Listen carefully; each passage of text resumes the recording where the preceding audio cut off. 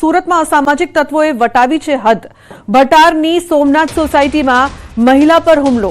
8 થી 10 શખ્સોએ મહિલા પર હુમલો કર્યો છે। વિરામ ભરવાડ, સુખ ભરવાડે હુમલો કર્યો હોવાની ચર્ચા। હુમલાની આ સમગ્ર ઘટના સીસીટીવીમાં કેદ થઈ છે।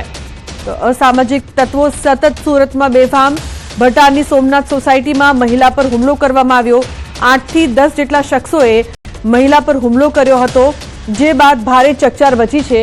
ઉલ્લેખનીય છે કે હુમલાની આ સમગ્ર ઘટના સીસીટીવીમાં પણ કેદ થઈ ગઈ છે, પરંતુ એ વાત નક્કી કે સુરતમાં ગુંડા તત્વોને કાયદાનો કે પોલીસનો કોઈ પણ જાતનો ડર કે ભય તો નથી જ। ક્યાં છે સુરક્ષા તે સવાલ ન્યૂઝ 18 ગુજરાતી કરી રહ્યું છે। મહિલા સુરક્ષાના પોકળ દાવા। અહીં ખુલ્લેઆમ ધોળા દિવસે મહિલા પર હુમલો થાય છે, કોઈ નથી બચાવતું। સુરતમાં મહિલાઓ કેટલી સુરક્ષિત છે તે ન્યૂઝ 18 ગુજરાતી સવાલ ઉઠાવી રહ્યું છે। કીર્તેશ જોડાયા છે ફોનલાઈન પર વધુ માહિતી આપવા માટે। કીર્તેશ, સબ સલામતના દાવા, ધોળા દિવસે મહિલા પર હુમલો થાય છે ને કોઈ પણ બચાવતું નથી, શું વધુ અપડેટ? બિલકુલ, મહિલાની સુરક્ષાને લઈને મોટો સવાલ ઉભો થયો છે। સુરતના ખટોદરા વિસ્તારમાં આવેલા ભટાર અને સોમનાથ સોસાયટીમાં રહેતી મહિલાઓ પર 8 થી 10 અસામાજિક તત્વો દ્વારા હુમલો કરવામાં આવે છે। વિરામ ભરવાડ અને સુખ ભરવાડ નામના બંને યુવકોએ હુમલો કર્યો છે। હુમલાનું ચોક્કસ કારણ જાણવા નથી મળ્યું। સમગ્ર ઘટનાના સીસીટીવી સામે આવ્યા છે, ત્યારે સુશીલા દેવી નામની આ મહિલાની ઈજા થતા તેને સારવાર હોસ્પિટલ ખસેડવામાં આવી છે। ખાસ કરીને અસામાજિક તત્વોનો આતંક વધતો જાય છે, ત્યારે અસામાજિક તત્વો દ્વારા જે રીતે મહિલા પર હુમલો કરવામાં આવે છે તેને લઈને ચોક્કસ મોટા સવાલો ઉભા થયા છે। કીર્તેશ, ધોળા દિવસે એક મહિલા પર 8 થી 10 લોકો હુમલો કરે છે, આટલા બધા લોકો ભેગા છે તે પણ નથી બચાવતા ને પોલીસ તો દૂર દૂર સુધી સુરતમાં ક્યાંય જોવા જ નથી મળતી જ્યારે પણ આવું થાય। બિલકુલ, અસામાજિક તત્વો એવી જગ્યા પસંદ કરે છે કે જ્યાં પોલીસ પહોંચી નથી શકતી, કારણ કે અસામાજિક તત્વો બેફામ બન્યા છે। સુરત પોલીસ ચોક્કસ ગુનેગારો ઉપર લગામ કસવાનો પ્રયાસ કરી રહી છે, પણ અસામાજિક તત્વો સુધરવાનું નામ નથી લેતા, કારણ કે ભારત દેશનો જે કાયદો છે તેમાં તેઓ છટકબારી એટલી બધી છે કે પકડાયાના 48 કલાકમાં છૂટી જતા હોય છે, જેને લઈને તેમને મોકળો। કીર્તેશ, આટલા બધા લોકો અહીંયા ઉભા છે, કોઈ 100 નંબર પર કોલ કરીને પણ પોલીસ નથી બોલાવતો, એ આશ્ચર્યની વાત છે। બિલકુલ, અસામાજિક તત્વો જે રીતે હથિયારો સાથે પહોંચ્યા છે અને જે રીતે મહિલાને માર મારી રહ્યા છે, ત્યારે જો વ્યક્તિ કોઈ બચાવવા જાય તો તેમના પર હુમલો થાય છે। દેશત વચ્ચે લોકો પડતા નથી। ચોક્કસ શરમની વાત છે કે લોકો એકત્ર થઈ જાય તો માત્ર 8-10 અસામાજિક તત્વોને પાઠ બનાવી શકે છે, પણ અહીંયા અસામાજિક તત્વોથી એટલી હદે લોકો બીવેલા છે કે કોઈ આગળ આવીને મહિલાને બચાવવાનો પ્રયાસ પણ નથી કરતું। બિલકુલ કીર્તેશ, આભાર આ સમગ્ર માહિતી બદલ। તો સુરતમાં શરમજનક આ ઘટના છે, સીસીટીવીમાં કેદ થઈ છે। તો બીજી તરફ એક તરફી પ્રેમમાં યુવકનું હિચકારું પગલું। જ્વલનશીલ પ્રવાહી છાંટી પ્રેમિકાને બાથમાં લીધી। સુરેન્દ્રનગરના લીંબડીના માળીવાડ વિસ્તારનો બનાવ છે। પ્રેમી નરેશે જ્વલનશીલ પ્રવાહી છાંટી પ્રેમિકાને બાથમાં લઈ આગ ચંપી કરી। આ બનાવમાં પ્રેમી પ્રેમિકા દાઝ્યા છે। બંને સારવારમાં। હજુ સુધી આ મામલે બંનેના પરિવારમાંથી એક પણ પરિવારે પોલીસ ફરિયાદ નોંધાવી નથી। તો એક તરફી પ્રેમમાં યુવકનું હિચકારું પગલું। સુરેન્દ્રનગરની આ સમગ્ર ઘટના છે। જ્વલનશીલ પ્રવાહી છાંટી પ્રેમિકાને બાથમાં લીધી હતી। હાલ બંને સારવાર હેઠળ છે। ઉલ્લેખનીય છે કે લીંબડીના માળીવાડ વિસ્તારનો આ બનાવ છે। અક્ષય જોડાય છે ફોનલાઈન પર વધુ માહિતી આપવા માટે। અક્ષય, એક તરફી પ્રેમમાં આવું પગલું, શું વધુ અપડેટ સમગ્ર મામલે? ચોક્કસથી વાત કરવામાં આવે તો જે લીંબડીના માળીવાડ વિસ્તારમાં જે આ મહિલા રહેતી હતી ત્યાં તેનો પ્રેમી છે નરેશ મારવાડી, તે પોતાના શરીર પર જ્વલનશીલ પદાર્થ છાંટી અને તેના ઘરે પહોંચી ગયો હતો। એના ઘરે પહોંચીને જે પ્રેમિકા છે કાંઈ પણ સમજે તે પહેલા પોતાના શરીર પર આગ ચાપી અને તેને પ્રેમિકાને બહાર લીધી હતી। બંને ગંભીર રીતે દાઝી જતા હાલ બંનેને સારવાર માટે હોસ્પિટલ ખાતે ખસેડવામાં આવ્યા છે। અને પોલીસ સૂત્રો પાસેથી જે માહિતી મળી રહી છે તે પ્રમાણે નરેશ મારવાની હાલત છે વધુ ગંભીર જણાઈ રહી છે અને હાલ તે જીવન મરણ વચ્ચે ઝોલા ખાઈ રહ્યો છે। જી બિલકુલ અક્ષય, આભાર સમગ્ર માહિતી બદલ। તો જીવન અને મરણ વચ્ચે ઝોલા ખાઈ રહ્યા છે આ બંને। હાલ બંને હોસ્પિટલમાં સારવાર હેઠળ।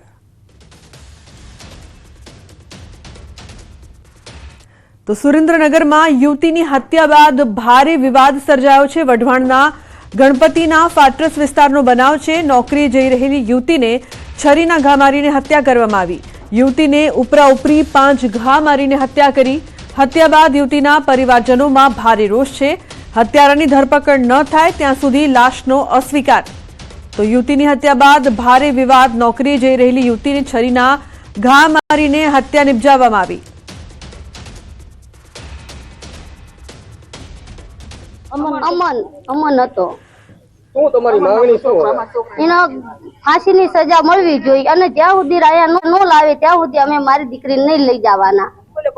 હા પૂરેપૂરું ફેરવવું પડશે. હા હવે છોકરી દૂધની ડેરીએ જાય છે નોકરીમાં, હવે છોકરીને એને મર્ડર કરી નાખ્યું, ગમે એ બનાવ હોય એ અમે કોઈ જાણતા નથી, પણ અમને છોકરીને મર્ડર કરી નાખ્યું, ધંધો કરતી છોકરીને, હવે છોકરીનું મર્ડર કર્યું એટલે અમારું શું, અમારા ભાઈ ગરીબનું માણસનું શું, અમારા ગરીબ માણસનું. આખો બનાવ સારે મારા કાકાની છોકરી કામ જ હતી હતી, એ આપણા દૂધની ડેરીમાં કામ કરે છે. એ સવારમાં 7:30-8 વાગે આવી અને સરીના ગોદા માર્યા. કેટલા ખોદા માર્યા? 5. ઉદ્ઘાટન પ્રસંગમાં મારામારી અને ફાયરિંગની ઘટના બની છે. સુરેન્દ્રનગરના ધ્રાંગધ્રાના કોંડ ગામમાં આ બનાવ બન્યો છે. એક શખ્સે 4 રાઉન્ડ ફાયરિંગ કર્યાનો આક્ષેપ છે. ફાયરિંગમાં એક વ્યક્તિ ઘાયલ, હોસ્પિટલ ખસેડાયો છે. ઉદ્ઘાટનમાં એપીએમસી ચેરમેનને આમંત્રણ ન આપતા વિવાદ સર્જાયો છે. બે જૂથ વચ્ચે બોલાચાલી બાદ મારામારી થઈ હતી. બોલાચાલી બાદ ફાયરિંગનો બનાવ બન્યાની ચર્ચા થઈ રહી છે. બે જૂથ વચ્ચે મારામારી સીસીટીવીમાં કેદ થઈ છે. તો ફાયરિંગના બનાવને પગલે એલસીબી, એસઓજી તેમજ સ્થાનિક પોલીસનો કાફલો ઘટના સ્થળે પહોંચીને વધુ તપાસ હાથ ધરી છે. તો કોંડ ગામમાં મારામારીનો આ સમગ્ર બનાવ સામે આવ્યો છે, જે સીસીટીવીમાં પણ કેદ થયો છે. 4 રાઉન્ડ ફાયર કર્યાનો આક્ષેપ છે. એક વ્યક્તિ ઘાયલ છે. હાલ આ મામલે પોલીસ દ્વારા તપાસ. ઉદ્ઘાટનમાં આમંત્રણ ન આપતા મારામારી કરવામાં આવી, ન કે ફક્ત મારામારી પરંતુ ફાયરિંગ સુદ્ધા કરવામાં આવી. આટલી નજીવી બાબતમાં આ સમગ્ર ઘટના અંગે પોલીસ તપાસ કરવામાં આવશે. 4 રાઉન્ડ ફાયર કર્યાનો આક્ષેપ છે. એક વ્યક્તિ પણ ઘાયલ થયો હોવાના અહેવાલ પ્રાપ્ત થઈ રહ્યા છે. તો સુરેન્દ્રનગરની મારામારીની આ ઘટના સીસીટીવીમાં કેદ થઈ છે. અમદાવાદમાં અસામાજિક તત્વો બેફામ બન્યા છે. ખુલ્લેઆમ તલવાર સાથેનો વિડીયો વાયરલ થયો છે. બુલેટ ચાલક તલવાર સાથે નજરે પડ્યો. વિડીયો ક્યારનો છે તેની ન્યૂઝ 18 નથી કરતું પુષ્ટિ. વાયરલ વિડીયોને લઈને પોલીસે તપાસ શરૂ કરી છે. તો બુટલેગરો સતત બેફામ આ દ્રશ્યો સામે આવી રહ્યા છે. હાલ તો કહેવાય રહ્યું છે કે અમદાવાદના આ દ્રશ્યો છે, પરંતુ આ વાયરલ વિડીયો અંગે પોલીસ દ્વારા તપાસ કરવામાં આવી રહી છે કે આની પાછળનું સત્ય શું છે, કે આનો આ વિડીયો છે અને શું ખરેખરમાં બુટલેગરો આટલા બેફામ બન્યા છે કે ખુલ્લેઆમ તલવાર સાથે વિડીયો વાયરલ કરતા જોવા મળી રહ્યા છે. ડાંગના ભવાડી ગામના ઉપલા ફળિયામાં ગત રાત્રિ દરમિયાન આત્મહત્યાની ઘટના સામે આવી છે. પારિવારિક ઝઘડામાં પત્નીની હત્યા કરીને પતિએ ગળે ફાંસો ખાઈને આત્મહત્યા કરી લીધી. પત્ની શાંતાબેનની હત્યા કર્યા બાદ પતિ સાધુરામે દીકરીને જાણ કરી હતી, જે બાદ પોતે પણ ઝાડ ઉપર ગળે ફાંસો ખાધો. ગામના સરપંચે પોલીસને જાણ કરતા પોલીસે આત્મહત્યાની ફરિયાદ નોંધીને તપાસ હાથ ધરી છે. નવાઈની વાત તો એ છે કે સાધુરામના સાઢુ પણ રાત્રે મૃત હાલતમાં મળી આવતા અનેક શંકાઓ ઉપજી છે. પારિવારિક ઝઘડાઓ વારે ઘડીએ અવારનવાર એમના થતા હોય, જેમની પત્ની સાથે ઝઘડો કરી અને એમને મૃત્યુ નિપજાવેલ છે. અને પછી રાતના સુમારે સાધુરામભાઈ ઘરથી બહાર ચાલી નીકળેલ હતા અને ઘરના નજીક 300 મીટરની દૂરી પર એક ખેતરમાં કુંબીના ઝાડ સાથે ગળે ફાંસો ખાઈ અને એમણે પોતાનું मृत्यु करेल छे। कि वो दोनों के बीच में पारिवारिक झगड़ा चल रहा था। वो कल शाम 7 बजे से शुरू था और रात को 12 बजे वो अपने घर में आके अपनी लड़की को बताया कि मैंने आपकी माता को मार डाला। बाद में वो थोड़ा अस्वस्थ हो गया और घर से चला गया और उसके घर से करीबन 500 मीटर की दूरी पे एक पेड़ पे वो अपने आप से गला फांसा खा लिया और आत्महत्या कर ली। तो રાજકોટ શહેરના યાજ્ઞિક રોડ પર નબીરાઓનો સ્ટંટબાજી કરતો વિડીયો સામે આવ્યો છે। કાર ચલાવતા સીન સપાટા કરતા વિડીયો બનાવ્યો। લોકોના જીવ જોખમાય તેમ વનવેમાં કાર ચલાવીને સ્ટંટ કર્યા। સોશિયલ મીડિયા પર વિડીયો વાયરલ થતા પોલીસે તપાસ હાથ ધરી છે।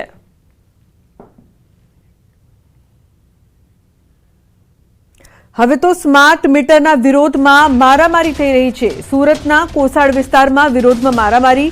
स्मार्ट मीटर लगावा आवेला कर्मचारी साथे मारामारीनी घटना। 4 शख्सोए कर्मचारी साथे मारामारी कर्यानो आरोप छे। कर्मचारीए कह्युं के बीजी वार देखाशे तो रहेवा नहीं दऊं। डिजीविसेल कंपनी अने खानगी कंपनीना कर्मचारी पर हुमलो कर्यो।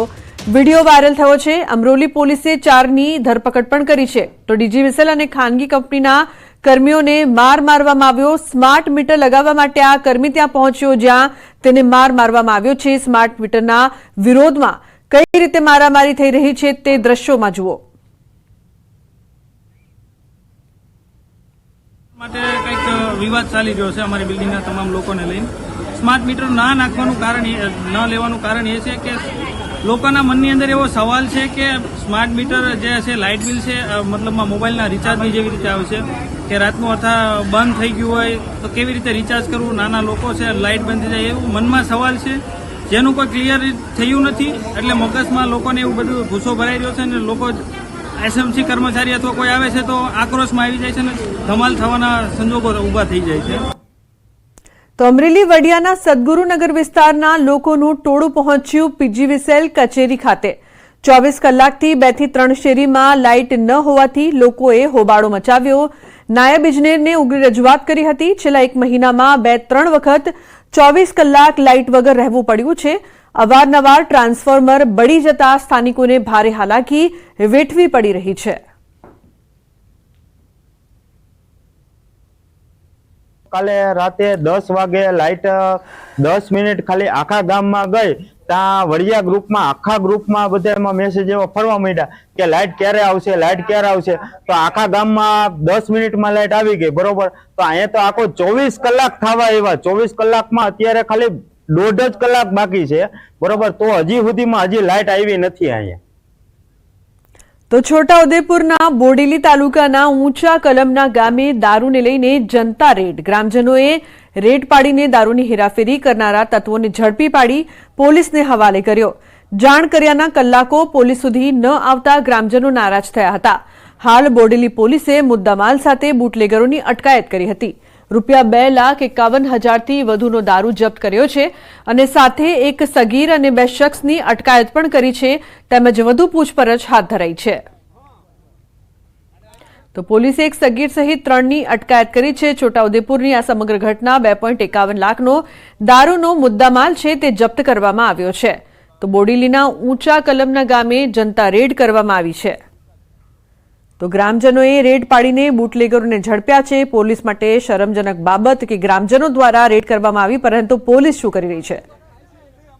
આજે 15 વર્ષથી અમારા ગામમાં પંચાયત નથી, કોઈ સરપંચ નથી અને અમારા ગામના ગોચરની અંદર દારૂવાળા અહીંયા અડ્ડો જમાઈને બેઠા છે આજે કેટલાક સમયથી. એટલે વારે ઘડી એમને રજૂઆત કરવા છતાં કોઈ આવતા નહીં.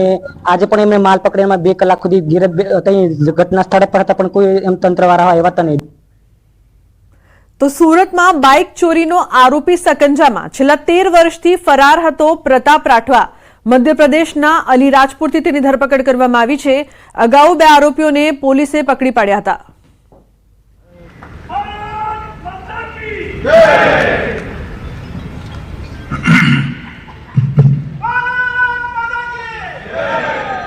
આજે સમગ્ર ગુજરાતના સહકાર સંમેલનમાં મંચ પર મારી સાથે ઉપસ્થિત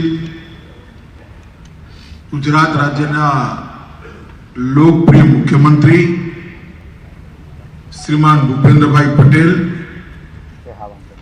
ગુજરાત રાજ્યના સહકારિતા મંત્રી શ્રી જગદીશ વિશ્વકર્માજી, ગુજરાત રાજ્ય સહકારી સંઘના અધ્યક્ષ શ્રી ઘનશ્યામભાઈ અમીન,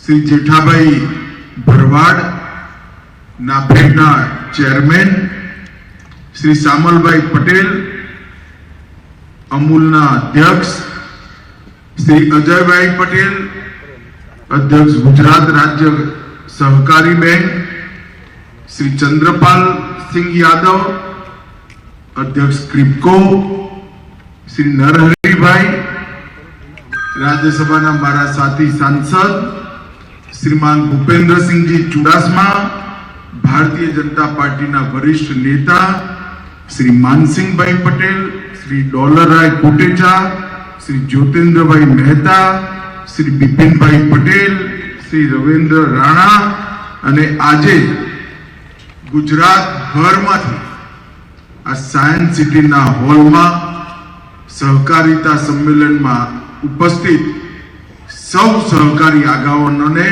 મારા નમસ્કાર और आप સૌનું સ્વાગત કરું છું. મિત્ર, આપણે સૌ જાણીએ છીએ કે 2025નું વર્ષ આંતરરાષ્ટ્રીય સહકારિતા વર્ષ તરીકે ઉજવવાનો નિર્ણય યુનાઇટેડ નેશન્સે લીધો અને સહકારિતા સમગ્ર વિશ્વની અંદર આજે એટલી જ પ્રાસંગિક છે જેટલી 1900ની સાલમાં. અને એટલા માટે જ સહકારિતા વર્ષની શરૂઆત ભારતમાં કરવાનો નિર્ણય થયો, કારણ કે 2021 થી મોદી સાહેબના નેતૃત્વમાં ભારતમાં સહકારી આંદોલનને પુનર્જીવિત કરવાનો એક બહુ મોટો પ્રયાસ અહીંયા થયો. અને એનું અનુમોદન કરવા માટે ભારતની અંદર સહકારિતા વર્ષની શરૂઆત કરવાનો નિર્ણય કર્યો. દિલ્હીમાં કાર્યક્રમ થયો હતો. તમારામાંથી ઘણા બધા સહકારી આગેવાનો ઉપસ્થિત પણ હશે.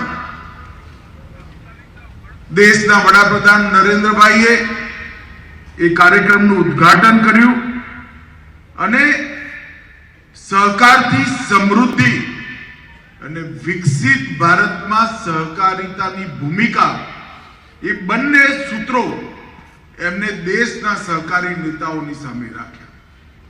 એના અંતર્ગત જ આજે ગુજરાતની અંદર આ સહકારિતા સંમેલનનું આયોજન થયું છે. મિત્રો, આગળના વક્તાઓએ 21 થી લઈ 25 સુધી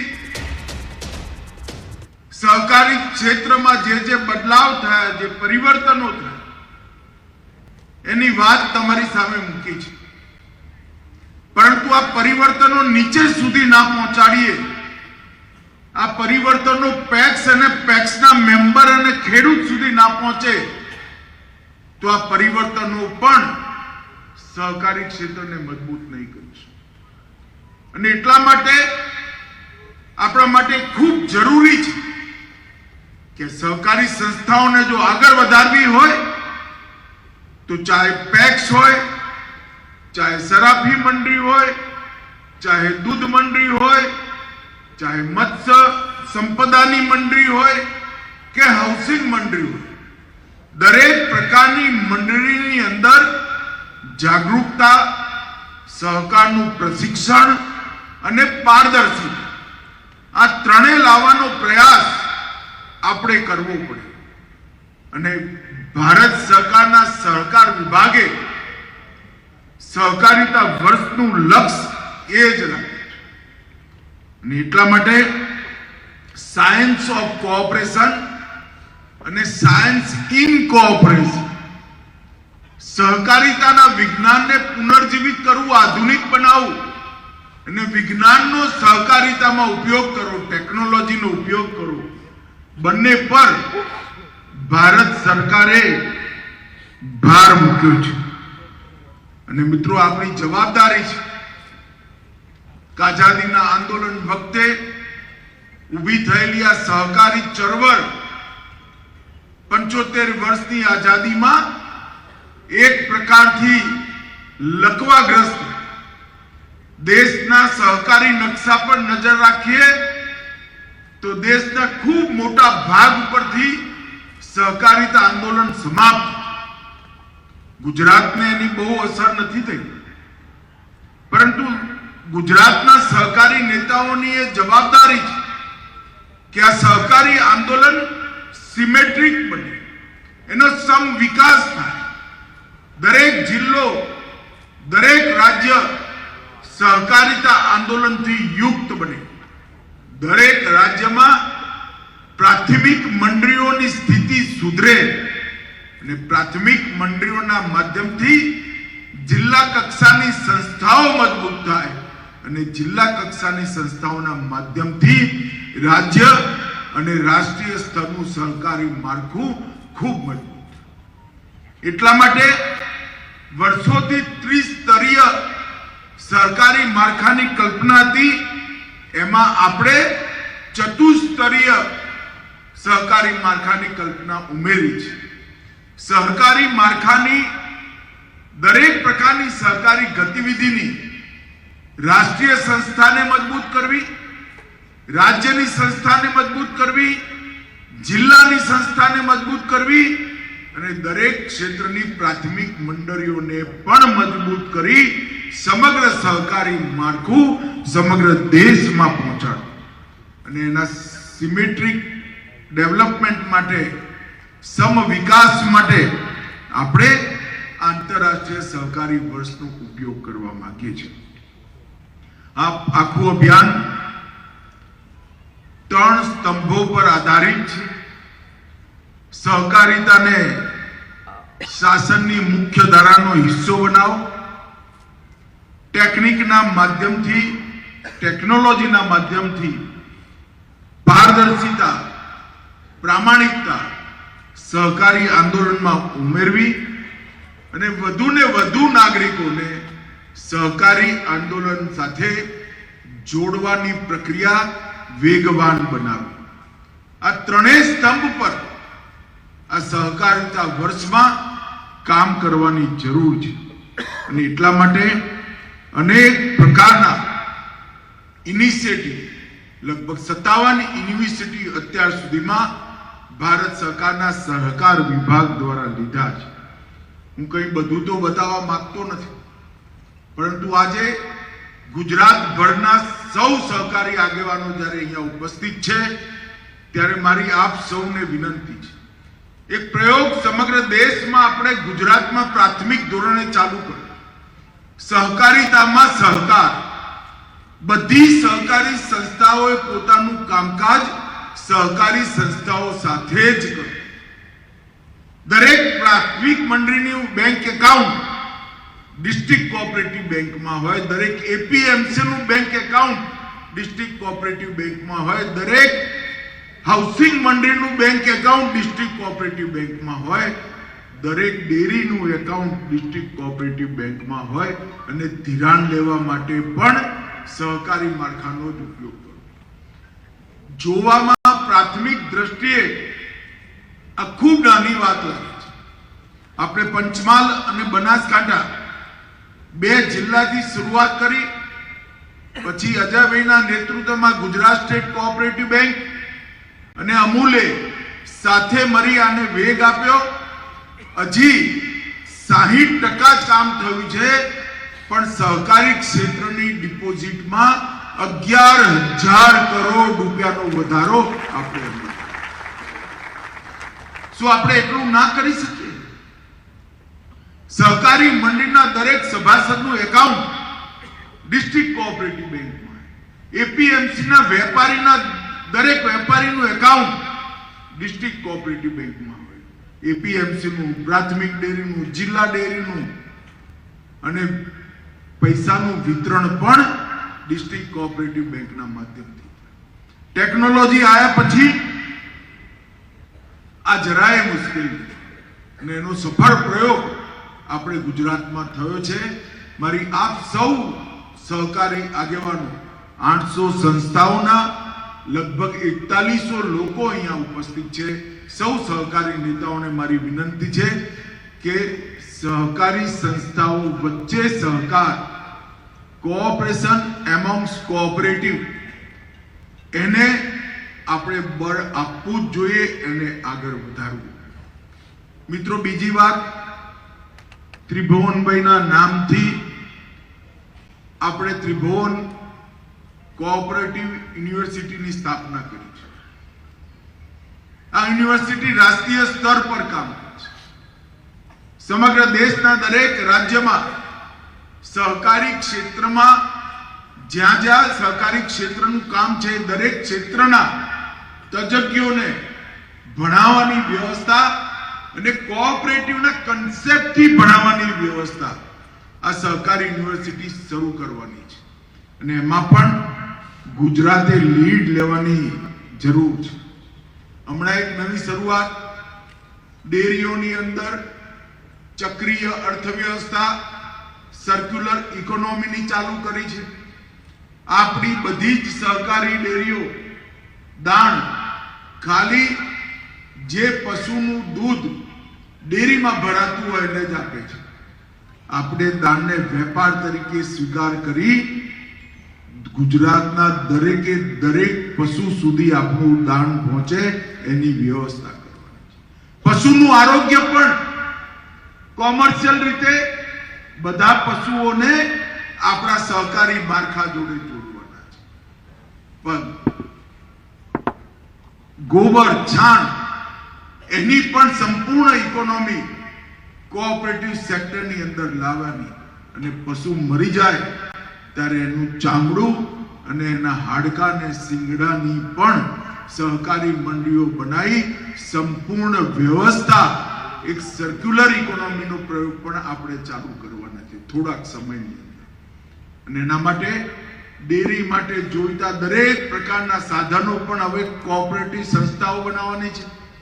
આઈસ્ક્રીમ બનાવવો હોય તો એની મશીનરી, ચીઝ બનાવવું હોય, પનીર બનાવવું હોય, દૂધને ચિલ્ડ રાખવાનું હોય, એનું ફેટ માપવાનું હોય, આ દરેક પ્રકારની વ્યવસ્થા સહકારી કંપનીઓના માધ્યમથી, સહકારી માલિકીની કંપનીઓના માધ્યમથી આપણે ઊભી કરવાના છે.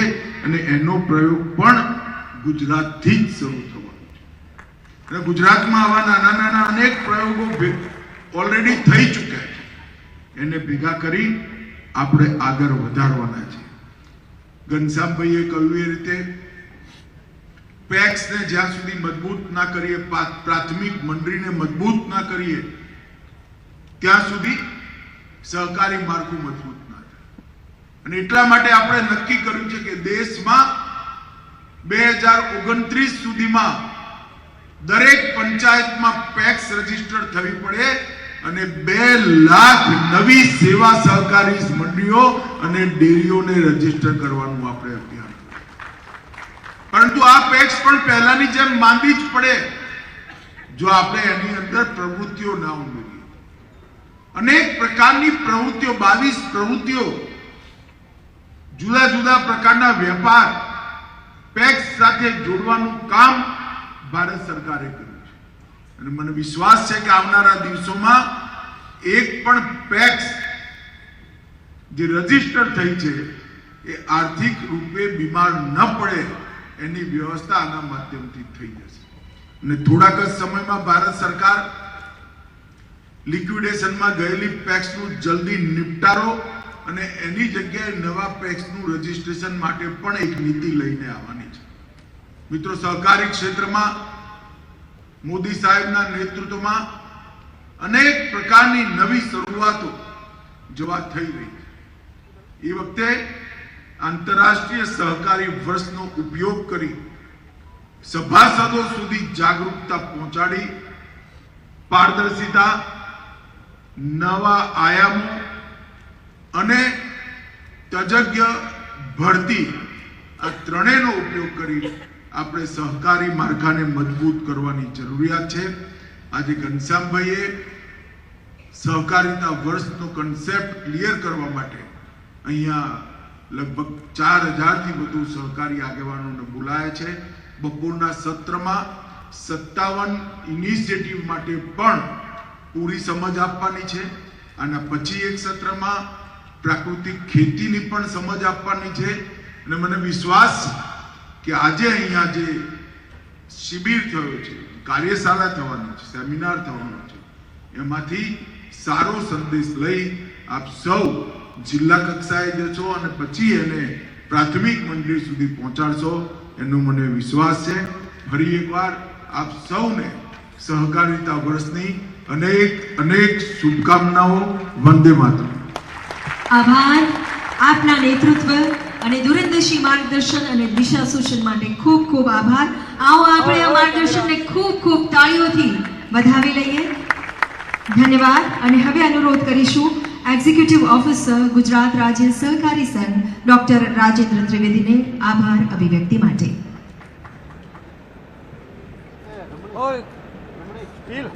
ગુજરાતના પનોતા પુત્ર અને કેન્દ્ર સરકારના